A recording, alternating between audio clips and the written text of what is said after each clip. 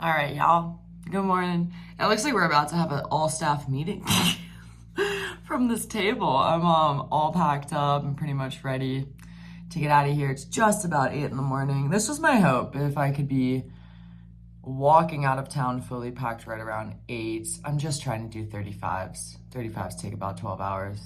That means that's not that crazy of a day.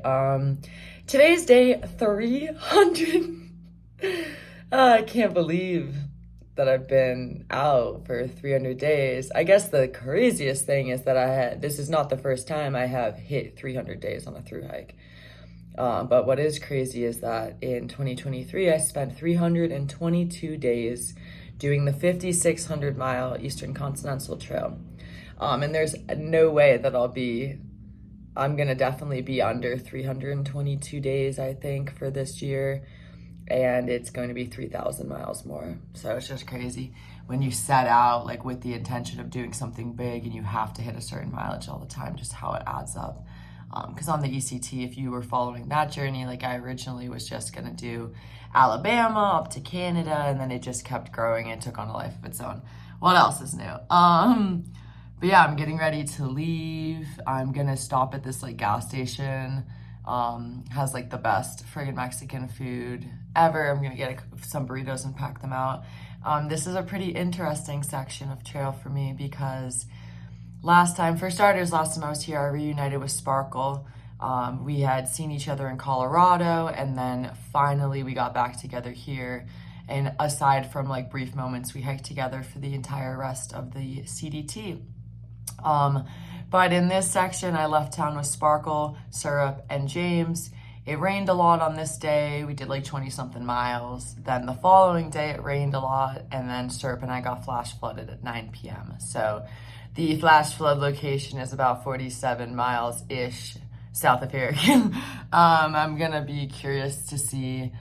I'll probably have to go off trail to that water source. Yeah, it'll just be interesting to be back there. And like I did an 85-mile day in this section, so because all of my stuff got soaked in the flash flood, that was a huge learning experience. Probably my favorite terrible thing that's ever happened to me.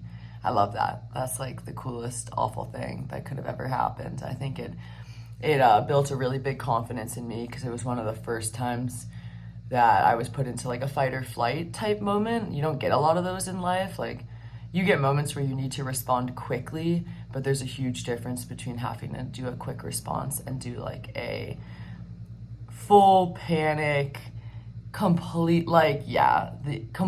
the highest stress possible in like water just wrecks you, and then you have like 5 to 10 seconds to make like a critical decisions about your well-being and safety. Yeah, I was always very pleased with the way that all played out. And great story, but we ain't gonna get flash flooded this time though. Just the hikers I saw in McDonald's last night were telling me that they watched a flash flood go by, but they were walking. So like they heard it and they saw it and they were able to literally just move out of the way of the wall of water, and it just washed on by. But I guess they said like they were like thinking about my story or something because the one guy they were with has met me before and has been following along. I mean, I've seen a lot of damage from flash flooding recently. It's pretty crazy how bad it is here in New Mexico, but it's not supposed to rain, and I don't think I'm really gonna get much rain before the end, so it shouldn't be too bad. But I gotta get out of here, go grab some food, and then walk out of town. I get like a 4.5-mile road walk, which is sick. Going to definitely try to voice over editing stuff as much as possible today. I'm pretty proud of myself, so the video and stuff just went live announcing that I surpassed the women's record for most miles hiked in a year, but I really didn't want like the YouTube video and the reel to go up and then the blog to go up like 4 days later, so I stayed up literally till 2 in the morning last night, and I published like 5 or 6 blog posts and edited so much stuff and got a bunch of stuff up this morning. I still am so far behind, but I'm in a much better position right now than I was 2 days ago, so that's pretty cool. Yeah, I just got to try to get some work done when I can, but I know New Mexico is going to definitely let me do that. And as long as I do like 35 today and tomorrow, I should be in Grants in 3 days. So today is Monday. I'll be there Wednesday. Yeah, we'll see. Stayed there again. I really liked that place last year because I think we zeroed and then Sparkle got in. And like you could get rooms that had a full kitchen, which was pretty sick. It's not every day, y'all, but you gotta love when like Grants by road is 124. It's like 106 or 105 by trail. Usually the road is either like way faster or way longer. Obviously when there's like mountain ranges and things, like the trail oftentimes can be a lot faster, but it also feels like the road's always faster. So that's nice. I'm out of town. Definitely took longer than I'd thought, but that's okay.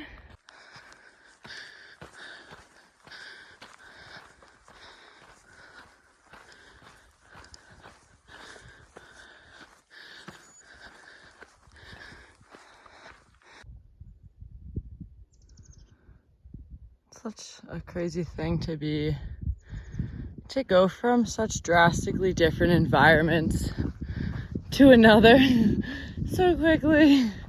I'm just losing it. It's like hard to. The other day I genuinely forgot where I was. It was, yeah, I saw the sign for the CDT and I was really confused. And then I had a flashbulb, realization.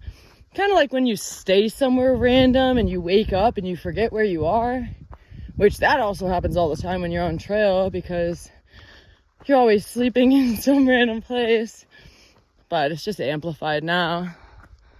That rock is like a piece of abstract art. This is pretty sick. It's nice going through this area in good weather. Last time there was a sandstorm, which is actually pretty painful to get whipped with like sand when the wind is going really fast. It hurts. It does feel like small rocks because it is small rocks. And then it rained like crazy. One of the, probably worst rains I've ever been in, where I had to pitch my tent during the rain. It rained all night. We were so lucky we didn't get flooded that night, but we did get flooded the following night. I took a really sick picture of Syrup here last time while he sat right there on this cliff.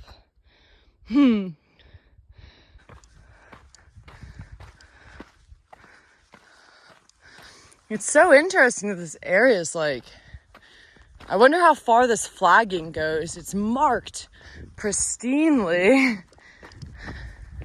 I've never seen anything like it. It'd be sick if it went on forever. But it's funny because I kind of recall this to be one of the easier sections in New Mexico to follow. But who knows?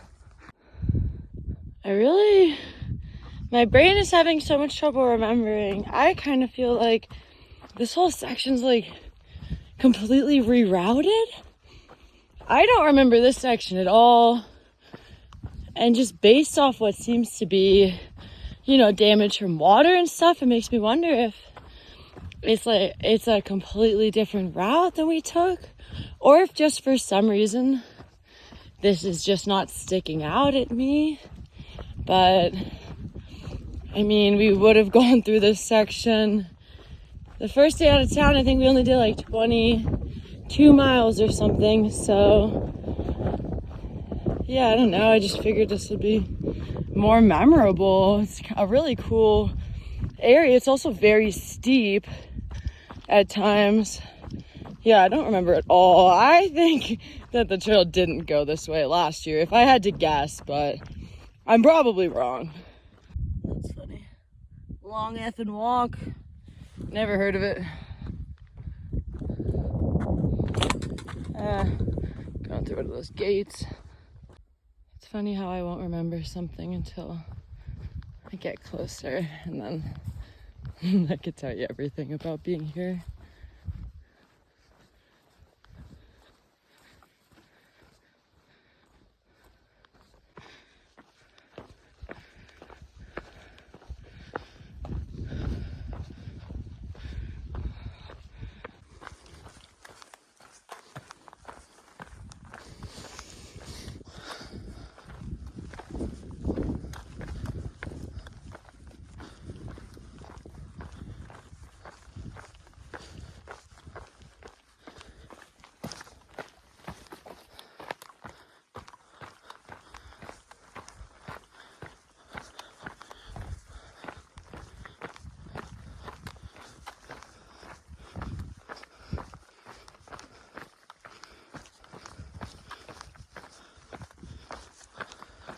Someone brought like a fake Lego bonsai tree out here and it lives here now, I guess. It's the best time of the day right here. The sun finally just dropped behind this. It was just so in your face. Yeah, it's 5:30. I'm hoping to hike until about 9 tonight. We'll see.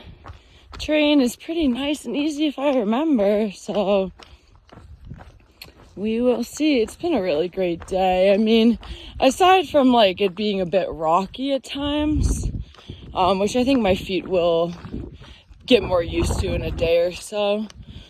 Aside from that, it's been, yeah, really nice and easy. I'm always seeing so many prints. That's a cute one.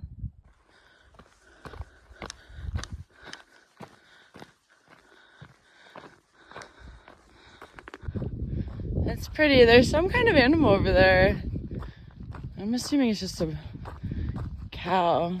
I guess that could be a person. I can't see well at all. I'm just talking to myself. I have no idea what it is. It's way too far away. Alright, might as well hit y'all with an update while I still have some daylight. It's like 6. Day's going well. Yeah, my mind's all over the place today. It's been really interesting just letting it go. Yeah, and it is so funny how quickly your thoughts can change from, you know, I wouldn't say I didn't really spend any of the year worrying about not finishing. I think even like thinking about not finishing is like, the only time that really ever crossed my mind was like briefly when I was at Shaw's. And I know that like thoughts like that are, yeah, it's something you should really try to keep as far out of your mind as possible if you're doing something like this. But it is just crazy to think how quickly it has gone from the concern being not finishing to now like thinking about finishing is just as, I think it's just more scary. It's just crazy to think about the end of something that you could give yourself completely over to. Yeah, it's so much bigger than any other hike, but I know every hike always has, you know, very classically, it for me has been like pretty anticlimactic in the finish. So logically, there's really no reason for me to think that it's going to be, you know, vastly different this time necessarily. I think it's always like exciting and you're always so proud. But I don't know how I'm going to feel and what it's going to be like and look like. Yeah. I have a lot of time to think about it. That's really nice too.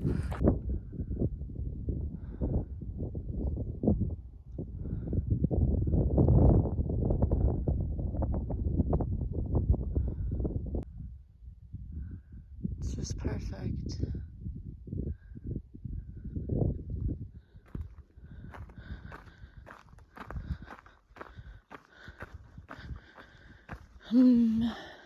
Just one of my favorite places to night hike here, or maybe Southern California. I just love it here. It feels so comfortable. After just the craziest year, it's the perfect place to be.